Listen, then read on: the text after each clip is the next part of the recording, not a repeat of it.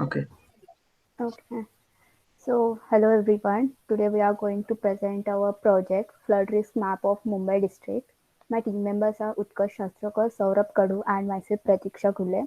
Our project is guided by Professor Harshali Mane. So, firstly, I'll take you through the whole content that we will discuss throughout this presentation. We will start with the introduction, like what is our project topic and why do we have chosen it. Then the literature survey that we have done using few research papers. Then the gap that we have identified between the situation with and without flood maps. Then then problem statement and objectives. Then there is methodology that we have proposed to achieve the final result. Then the requirement analysis, that is the tools and techniques we have used during the whole project process. Then the impact analysis, like there are few positive and negative impacts on different aspects. Then the professional ethical practices that we have strictly followed. Then the way we have implemented our system, that is the system implementation. Then there are results, then the conclusion, and if any kind of work can be done in the future, that is there in the future scope. And there are the references at lastly, like the research papers, then some videos, and then some authorized website that we have referred. So let's start with the introduction. So, what is our project topic? So, our project topic is flood risk map, and why do we have chosen it? So, basically, here we are trying to focus on the urban areas where flood is major issue. So, what is flash flood? So, flash flood is a sudden local flood due to heavy rainfall or a thunderstorm. So, it may take 2 to 3 hours to happen, where normal flooding takes some days, weeks, or sometimes some months to happen. So we all know the urbans are the base of our country. So whenever such a natural disaster happens in the urban areas, it directly causes severe impacts on our country's economy as well as livelihood. So ignoring such a flood risk will causes severe repercussions. So here we are trying to propose an accurate and low cost solution for flood management using GIS. Then the flood maps will be preliminary step for any kind of flood management. And by using such a flood maps, we can definitely reduce the loss of life and infrastructure. Then here you can see the literature survey that we have done. So Daniela Brinkon and his team carried out flood risk mapping using GIS for the study area of Greater Toronto.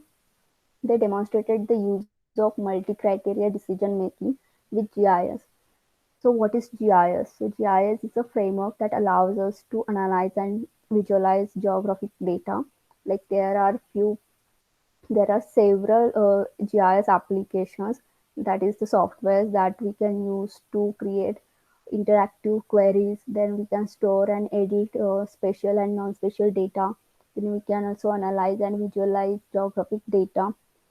So, through their research, it was seen that the weights can be assigned to the spatial layers like elevation, slope, then effective precipitation, and distance to streams, and then can be added to generate different maps like hazard and vulnerable layers maps. So, they have used analytic hierarchy process for to calculate the weights that have assigned to spatial layers. Analytic hierarchy process is one of the most common MCDM, that is multi-criteria decision making process. So multi-criteria decision making is basically considering multiple objectives or criteria together in order to choose the alternative that has been evaluated. So next is Rajmohan Singh and his team's research. So they have demonstrated the use of Aster GDM for identification of river network. They use deterministic 8 algorithm for identification of river network. Then the DEM was utilized to calculate the flow direction and the accumulation of stream in Gomati river basin. Then LULC is land use land cover. It is the most important aspect, or we can say layer, as it is must for vulnerable maps generation. So it can be prepared by using supervised classification methods like MDC neural networks. And Landsat 8 OLI data is most common data used for LULC generation. So Vicky Zhu and his entire team presented the analysis of relation and multicollinearity among Landsat 8 OLI multispectral bands to identify the perfect band combination to classify sample inputs that are used for LULC generation. So what is LULC generation? So LLC generation is basically land use land cover, where land cover data documents how much region is and is used for forest or is covered by forest or wetlands or agriculture and other types of water bodies. And land use is how people are using the landscape, like whether they are using for development or any kind of conservations. So this was the literature survey that we have done. And here you can see the gap identification, like in the first picture you can see the urban flooding, which has like whole cities land is submerged, and it happened due to there is no any kind of flood map, so they couldn't properly manage the whole flood. But when we have flood maps, then we can do the flood mitigation, like we can definitely reduce the seriousness of flood, and we can properly manage whole water flow, as we will know where is the direction of flow and which area is more prone to you know flood and water flow. So this was the gap identification. Then these are the problem statements. So our problem statement is detection of flood risk areas in the Mumbai district using geospatial technology. So why do we have chosen Mumbai district? As everyone knows, Mumbai is our economical capital of India, and it has annual events of flooding, and it causes severe repercussions and ramifications on a country's economy as well as the livelihood. And the second problem as statement is to explore the whole GIS, like the Geographic Information System. Now there are several objectives, but the main and important objective of our project is to identify factors responsible for flood hazard. Like if we don't know the root cause of any issue, we cannot find any kind of solution for it. So it's necessary to find out the factors behind this whole flood hazard. And if we can find out the factors, we can definitely take precautions as well as find proper solution to reduce whole hazard. Then other objectives are to explore QGIS software and its plugins.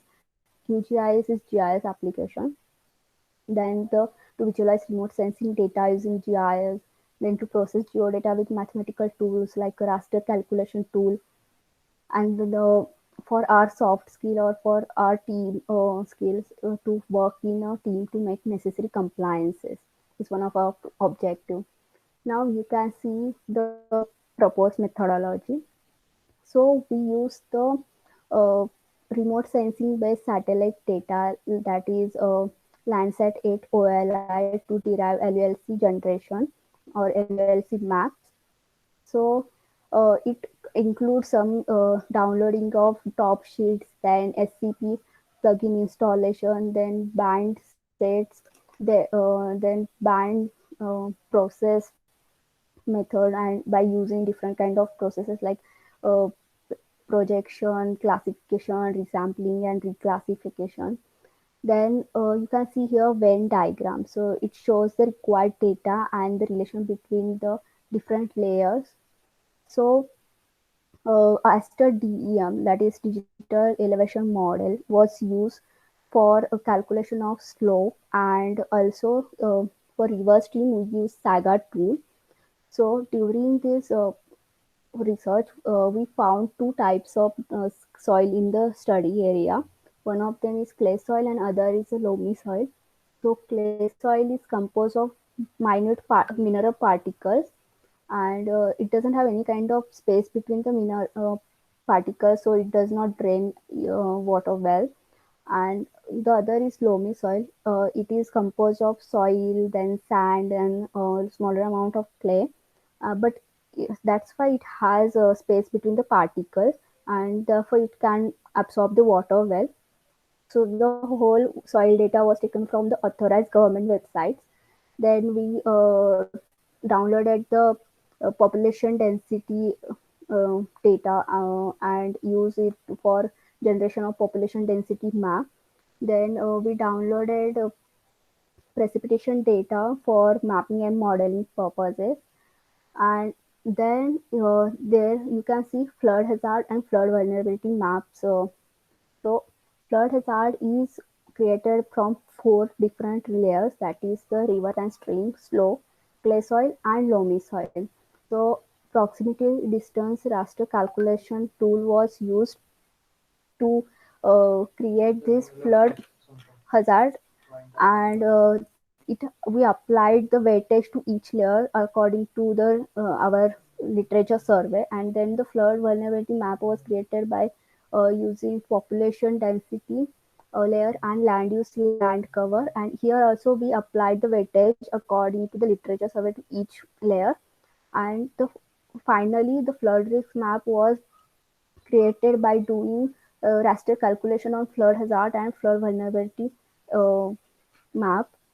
So now the requirement analysis. So the software we use for mapping purpose is QGIS open source software, and it's plug. There are a few plugins like semi-automatic classification plugin and quick map services plugin we use.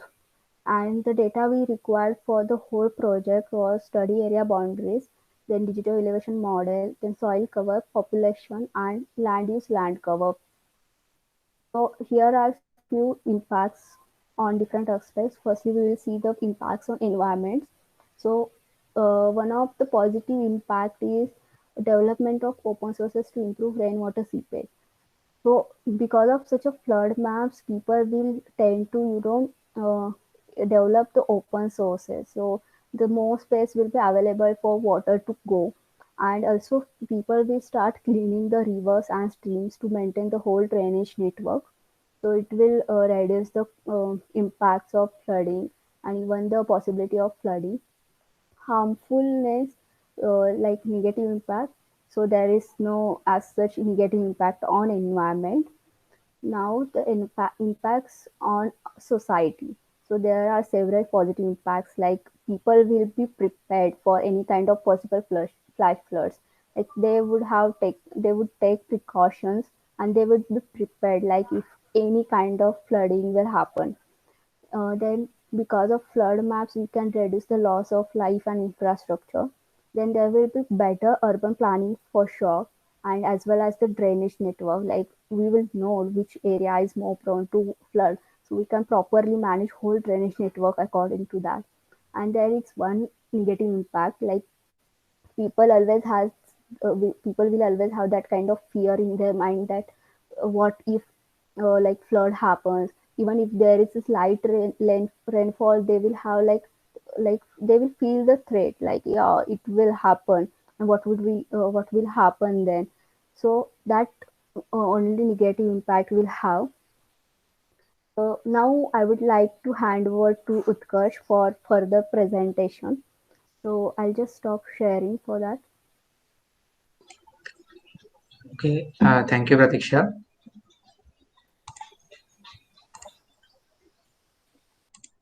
So, is my screen visible? Yes, it is. Okay, so now I'll continue with just a second, please.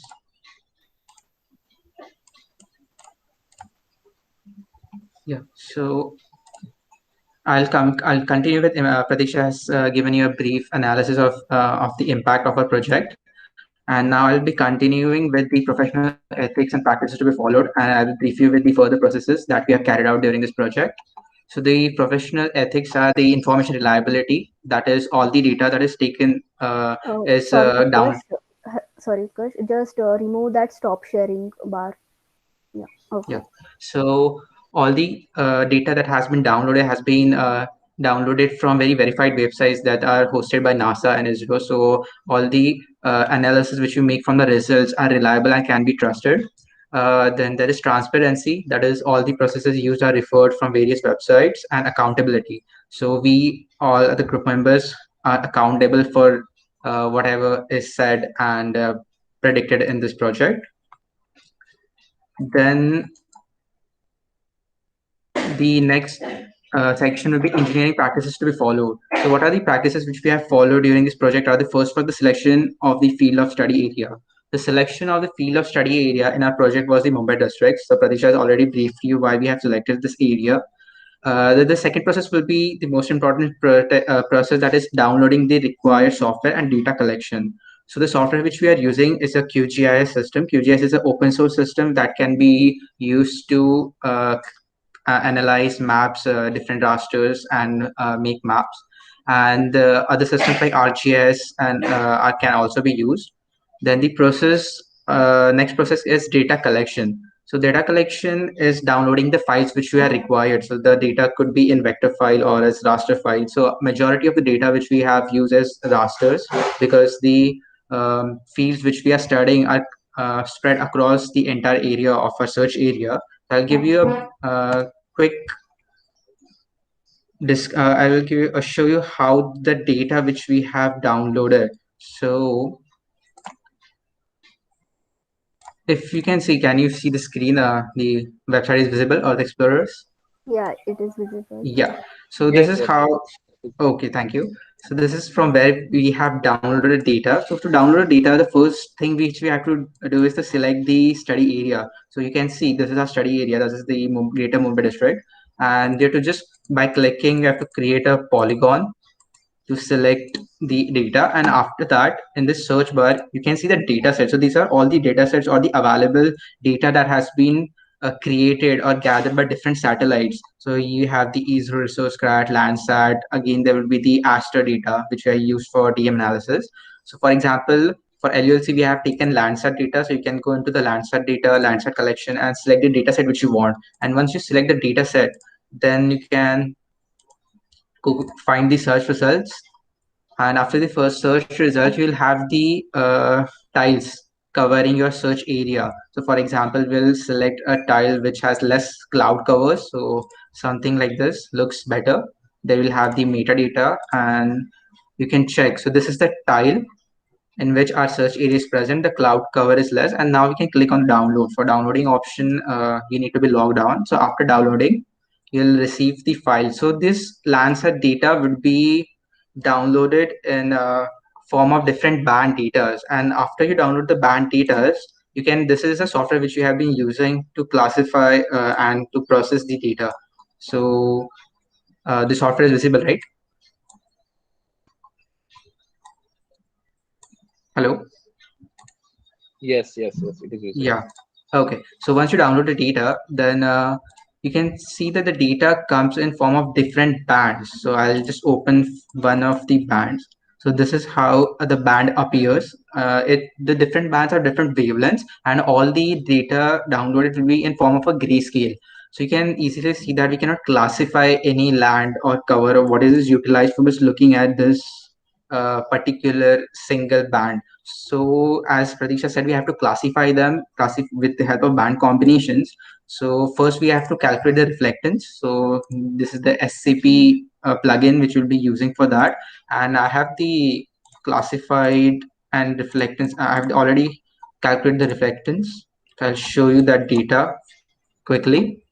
So we'll open the SCP plugin. We'll load the data sets, then we'll add the data. 1, 2, 3, 4, 5.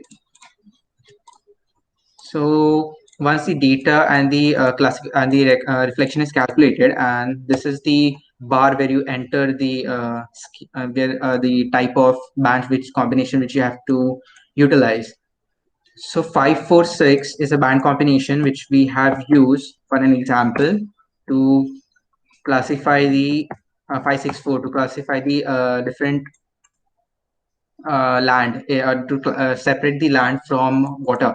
So here you can see that this is very easily now we can separate the water bodies from the land area.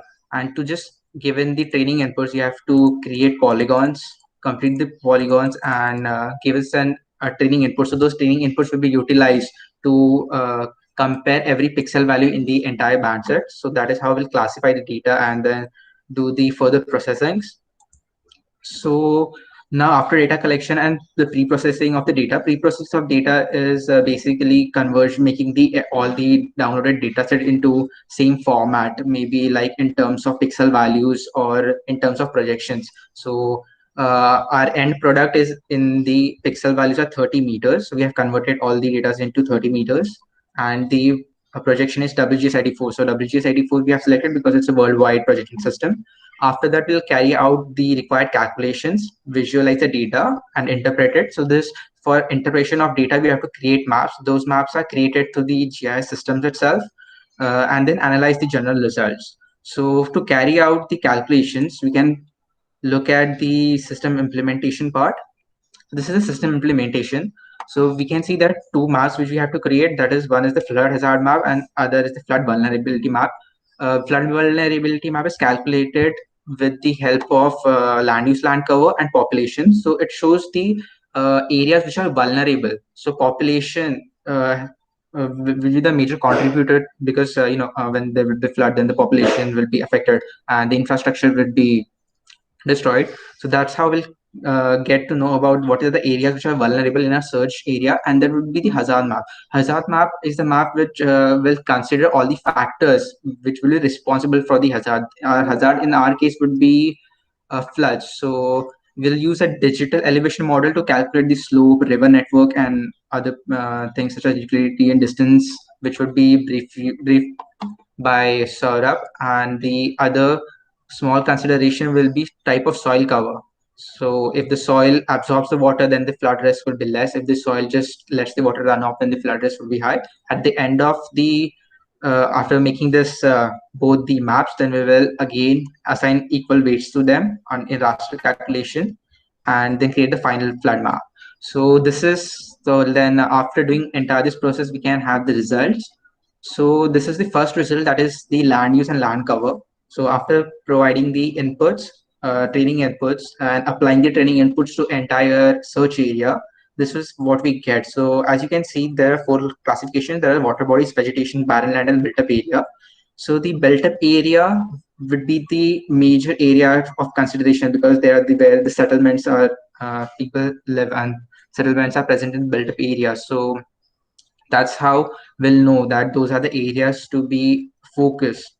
And then other factors like water bodies will contribute, that is there a place for the excess water to flow, or if a river rises, then what will be the extent of that river, um, at what level water will rise. Then the second map we have created is a population density map. Population density map is the population density is the amount of population restricted in one particular area as per the population per area, per square meter or per square kilometer. So in this map, the red color areas are very highly populated, and then black color areas are least populated. So again, population built up area will give us the vulnerability of the area. Then we have the rainfall data. This rainfall data is important because the major reason for flash floods in urban areas is rainfall. So if there is excessive rainfall and water, and there's no way for a water flow, then low-lying areas present would get waterlogged. And so that's the reason we have considered the rainfall data. Then we have soil cover, that is loamy. Loamy soil will help absorb the water because it has a good retention capacity, and again has a higher absorption rate. Second, soil we have considered is clay soil. Clay soil would affect adversely to our hazard map because clay soil doesn't retain water and it has a very slow absorption rate. So whatever water falling on clay soil is just simply runoff, which would add to the risk. Then we have DEM. So I'll request Saurabh to take over from here, and he'll brief you how we have utilized the DEM to carry out the further analysis. Thank you, Utkarsh. So, as we all know, a DEM is a digital elevation model, and it is the representation of the bare ground topographic surface of the Earth. And in DEM, we usually see the digital elevation model, but the surfaces which are there on the land are excluded. DM is used for the base layer to calculate the slope, hillshade, catchment area, and the river networks. And usually the DEM has the artificial sinks due to which the computational error that occurs while gathering the data, the sinks are filled so that the readings can be more accurate. So now we will go for the next map, which is the slope map. Slope map is again is extracted from the DEM map, DEM of the search area. The slope gradient is the cell calculated with the respect to the difference between the elevation values of the adjacent pixels. As we know, slope is the difference between the 2 points or elevation between the 2 points. So similarly, we have slope map here. Slope map usually help us to identify the flow of direction of the rainwater in the search area. So it will help us to track the water flow of the rainwater. Next is as we can see, next is the river stream network. River stream network is extracted again from the DEM, and it helps us to trace the water path during the rain. The low-lying areas in the DM, which are very close to the sea level, are usually the catchment areas where the water gets accumulated, and the stream network is calculated using the Horton's-Krachler number. Uh, Next map that we have taken into consideration is the Euclidean distance map of the river and the stream. Euclidean distance gives us the distance from the each cell to the in the raster to the closest source. The Euclidean distance map of the rivers is extracted from the river network layer. River paths above the set Krachler order are accessed to calculate the Euclidean distance. So flood hazard map are the next, which we are seeing here. Flood factors consider using which are considered for making the hazard map where rainfall, Euclidean distance map, slow, clay soil, and the loamy soil.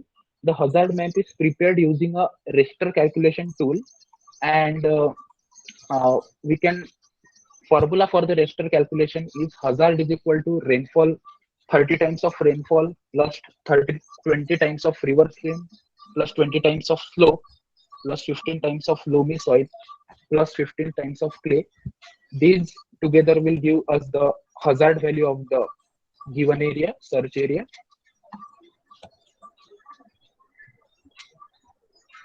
Next is the flood vulnerability map.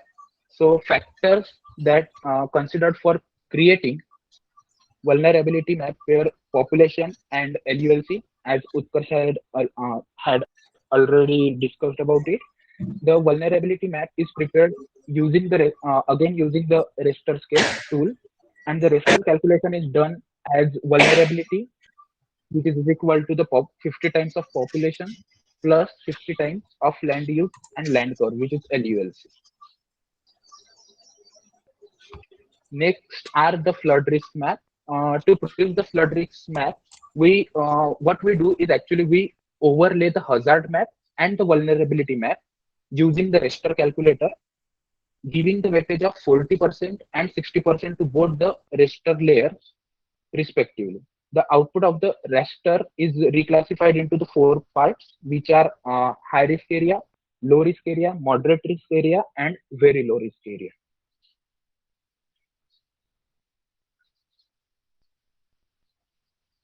And as we can see, the regions that so now coming on to the wait, keep it there only. The risk map is generated now by all our help of all these maps. The final risk map is generated which can be now interpreted to identify the flood risk index of the regions inside the search area. The map is majorly classified into the four parts, classes, which are high risk, moderate risk, low risk, and very low risk. The regions of low risk and very low risk are not taken into the consideration because the probability of that regions for getting the flash floods are very low.